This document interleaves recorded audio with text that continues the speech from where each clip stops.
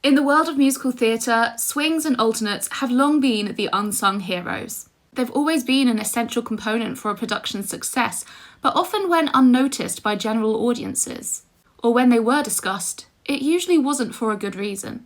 Traditionally, they were perceived as secondary performers, stepping in only when the primary cast wasn't available. However, recent developments in the musical theatre world has revolutionised how audiences view these performers. And one of the shows which I think has played the biggest role in this is Six the Musical. Six not only celebrates their swings and alternates, but has also helped reshape how audiences view those roles. In this video, I'm going to go through the history of audience perceptions of swings and alternates, going to talk about Six the Musical, their methods of how they organise swings and alternates, and how that method paved the way for a new appreciation of swings and alternates in the musical theatre community. But firstly, what exactly are swings and alternates? Swings and alternates are performers trained to cover multiple roles within a show. Whilst the responsibilities can differentiate slightly show to show, generally speaking, a swing is responsible for covering multiple roles, often referred to as tracks, in a production. Swings are not usually part of the main cast, but step in when primary cast members are unable to perform due to injury, illness, holiday, or other absences. This requires them to be prepared to perform at a moment's notice, sometimes with very little or no rehearsal or preparation time. Swings typically learn several tracks and must memorise different lines, choreography, blocking, and vocal parts for the different roles. You may hear the term onstage swings, who are performers with a regular role in the ensemble, but who are available to cover other tracks when needed. Differently, you may have heard of the term offstage swings. These are actors who don't appear in the show unless covering for someone else. Alternates, however, are designated to play a role for specific performances, often as part of a regular schedule. But they may also be called on when their principal actor is unavailable. Alternates are typically assigned a specific character, sometimes two. Alternates are typically used when a role is especially demanding vocally, physically, and/or emotionally, requiring the primary performer to take planned breaks to maintain their health and performance quality. A good example of this is Elphaba in Wicked, or Jean Valjean in Les Mis. Generally speaking, swings tend to cover several ensemble and minor character tracks, whereas alternates tend to cover one main character, although this isn't always the case, as you will soon see with Six. Let's look at the early days of swings and alternates. The concept of swings and alternates emerged out of necessity as theatre became a more structured and professional art form in the 19th and early 20th centuries. As productions grew in scale, the need for reliable understudies to step into roles due to illness, injury, or absence became apparent. Initially, these roles were informal, with ensemble members doubling as replacements for principal actors. Swings, as we know them today, were less common. Productions relied on a relatively static cast, and shows did not always have contingencies in place for cast absences.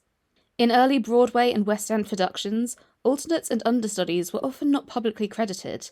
Their contributions, while vital, were seen as a behind-the-scenes necessity rather than a celebrated aspect of the performance. Let's move into the mid-20th century. As the popularity of musical theatre grew, so did the complexity of productions. With intricate choreography, expansive casts, and rigorous performance schedules, producers began to formalise the roles of swings and alternates. Rodgers and Hammerstein's Oklahoma, often credited with revolutionising the American musical, exemplified the growing demands of large-scale productions. The show featured complex ensemble work, necessitating dedicated swings who could step into a variety of roles with precision. By the 1950s and 60s, swings became standard in large musicals, particularly in productions like West Side Story and Hello Dolly, which featured tightly synchronised choreography and ensemble work. During this era, the term swing became widely recognised in the industry, referring to performers responsible for covering multiple ensemble tracks and being able to seamlessly swing between characters. The rise of alternates. While swings primarily covered ensemble roles, the rise of star-driven productions in the mid-20th century led to the establishment of alternates for leading roles. Alternates were typically assigned to perform specific shows each week, allowing high-profile stars to preserve their voices and stamina over long runs. One notable example is Evita, in which Patti LuPone famously originated the role of Eva Perón on Broadway. Due to the vocal demands of the role, her alternate, Terry Klausner, regularly performed matinees. This model became increasingly common in productions featuring vocally demanding leads, such as Christine in The Phantom of the Opera and previously mentioned Elphaba in Wicked. Challenges and perceptions. Despite their importance, swings and alternates historically faced challenges in gaining recognition. Audience often viewed performances by swings or alternates as a lesser experience, not understanding the immense skill and preparation required to step into a role at a moment's notice. Swings in particular faced unique challenges. Covering multiple tracks required them to memorize complex choreography, blocking, and vocal parts for multiple characters, often without the benefit of consistent rehearsal time. The role demanded adaptability, quick thinking, and an encyclopedic understanding of the show's intricacies. Modern musical theatre. The late 20th and early 21st centuries marked a turning point in the perception of swings and alternates. Productions began to publicly acknowledge their contributions more frequently, and social media gave audiences a behind-the-scenes look at their work. The rise of ensemble-focused productions such as Hamilton further highlighted the importance of every performer in a show. Notably, Six the Musical played a pivotal role in elevating the visibility and appreciation of swings and alternates. With its small cast of 6 lead roles and demanding pop-style vocals, the show relied heavily on swings and alternates, who often cover multiple roles. The production celebrates these performers, affectionately dubbing them super swings and highlighting their contributions on social media. This deliberate recognition helped shift audience perceptions, celebrating swings and alternates as stars in their own right. Today, swings and alternates are finally receiving the recognition they deserve. High-profile performers who began their careers as swings, such as Ariana DeBose, have demonstrated their career-launching potential of these roles. Many productions now feature public announcements or social media posts to inform audiences when swings or alternates perform, often accompanied by enthusiastic support from fans. In addition, the industry has embraced the narrative that swings and alternates are not secondary, but extraordinary. Documentaries, podcasts, and interviews frequently explore their unique experiences, offering a glimpse into the immense talent and dedication required for these roles. The Six perspective. Six the Musical is unique in many ways. Its innovative concept, this pop-style concert narrative told from the perspective of Henry VIII's 6 wives, challenged the conventions of musical theatre. With only 6 roles, all of which being principals, the show relies heavily on swings and alternates to ensure the performances run smoothly. But what is their structure? Six has 6 principal actresses portraying the 6 queens. In addition, they have a handful of alternates, typically 3, who cover 2 tracks primarily. For example, in the 2023-25 West End cast, Hannah Lowther is an alternate covering Catherine Howard and Catherine Parr. Depending on the individual and the production, sometimes the alternates go on to learn other parts, known as their secondary covers. So for example, partway into her tenure, Hannah Lowther learned the Anne Boleyn track. Therefore, she is first cover for Howard and Parr, and second cover for Boleyn. Six also has swings who are affectionately known as super swings, and it's for a good reason. These actresses learn all 6 parts and can go on for any queen on any night. What's even more impressive is each queen has a different harmony when they sing all together. So not only did the super swings learn blocking, lines, choreography and melodies for the 6 different tracks, but they're also learning 6 different harmonies for those tracks. So, with all those swings and alternates, how do they choose who goes on when a principal is off? The order is first cover alternate, super swing, second cover alternate. So for example, say Janique, who is the principal Parr, is absent, Hannah will be expected to cover. If Hannah is also unavailable, or perhaps already scheduled to play Howard in that show, one of the super swings will be asked. If they're unavailable, or already scheduled to play another track in the show, a secondary cover, in this case Gabriella, will be asked. Those not familiar with Six might think this is a bit of overkill, but Six is not only vocally demanding, but it's physically exhausting.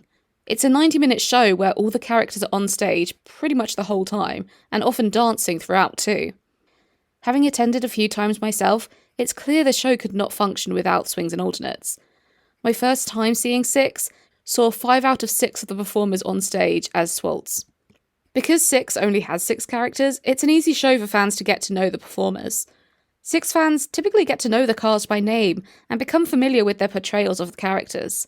Therefore, swings and alternates are exciting because it's the opportunity to see a new portrayal of a character. Six is a visual show with great dancing and great costumes, and swing costumes are also something that excites fans to see. First cover alternates tend to wear the original costumes of their characters, but swings and second cover alternates tend to wear a unique costume that can be worn and amended slightly to be used when playing any character. For example, current West End super swing Meg wears the same silver costume no matter which queen she is portraying, but wears a different style wig for the different characters, and a choker for certain characters. Whilst swings and alternates were a part of Six before the pandemic, it can't be denied that the pandemic helped boost their importance, both to the production team and to audiences. Six opened on the West End not too long before we were thrown into lockdown, and upon reopening, like all shows, they faced many restrictions. Cast members catching COVID and having to isolate cancelled countless shows in the industry. However, Six's swings and alt structure helped mitigate the risk of mass cancellations. Social media and fan engagement. The impact of Six on the perception of swings and alternates was amplified by the show's strong online presence. The musical has an encore song known as the Mega Six, which audience members are encouraged to film. As a result, after every performance, social media is flooded with fan videos of the queens performing the Mega Six. Six fans get excited when they see a Mega Six video with swings and alternates in it, especially if it's someone portraying a role we don't get to see them play too often. Additionally, the cast of Six often share their performing journeys online, providing a behind-the-scenes look at the challenges and triumphs of their roles. This transparency has humanised their experience and deepened audience appreciation for their work. This is especially the case for swings and alternates, whom fascinate their social media followers with the insights they share into being a swing or alternate. Legacy. It wouldn't be right to say Six is solely responsible for changing the narrative around swings and alternates. Productions across the industry have begun to increasingly acknowledge and celebrate their swings and alternates more openly in the past few years, whether through social media campaigns, playbill inserts, or even curtain call announcements. But there's no denying the influence Six has had on other productions. By changing the narrative around swings and alternates, the show has inspired a broader cultural shift in the theatre world. Moreover, Six has shown that audiences value quality and talent above labels. The success of alternates in such high-profile roles has demonstrated that these performers are not second best, but are integral to the success of a show. Six the Musical played a big role in redefining musical theatre swings and alternates. By celebrating their contributions both on and off stage, Six has dismantled outdated perceptions and replaced them with admiration. Six has also paved the way for a more inclusive and appreciative theatre culture. Swings and alternates are no longer the unsung heroes of the stage, they are simply the heroes of the stage. Thank you for watching this video. If you enjoyed it, please don't forget to subscribe because I'll be making lots more long-form content in 2025, and much love.